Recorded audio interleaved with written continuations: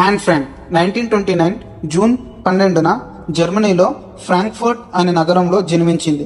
Nazi Germany Hitler పాలనలో యూదులపై జరిగిన హింసను అనుభవించిన కోట్ల మందిలో యాన్ ఫ్రాంక్ కూడా ఒకరు.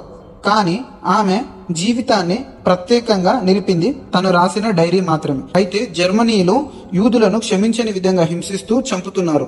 అందుకు వాళ్ళ కుటుంబం ఆమ్స్టర్డామ్ అనే నగరంలో ఒక భద్రమైన గదిలో 2 ఏళ్ల పాటుగా రహస్యంగా జీవించారు. అయితే తను జీవించిన స్థలంలోనే మన ఆకెళ్ళ రాఘవేంద్ర సార్ గారు ఉన్నారు.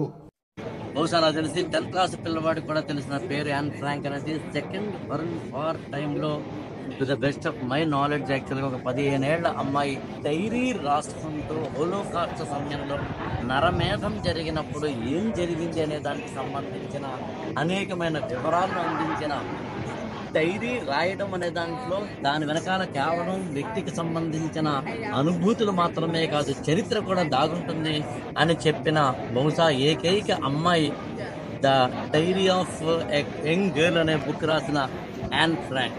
ఇప్పుడు నెదర్లాండ్స్లో కనుక మనం ఆమ్స్టర్డామ్లో కనుక చూస్తే ఇది యాన్ ఫ్రాంక్ ఉన్న ఒక చిన్న చాలా స్మాల్ దాంట్లో ఒక బుక్ కేసు వెనకాల పుస్తకాలు పెట్టిన దాని వెనకాల ఒక 5-6 వాళ్ళ ఫ్యామిలీ మెంబర్స్ ఉండడం, నాజీ జర్మన్ హిట్లర్కి సంబంధించిన నరమేధాన్ని నుంచి బయటపడేందుకు చేసిన ప్రయత్నం తీరా చూస్తే చివరికి ఆమె చనిపోవడం జరుగుతుంది.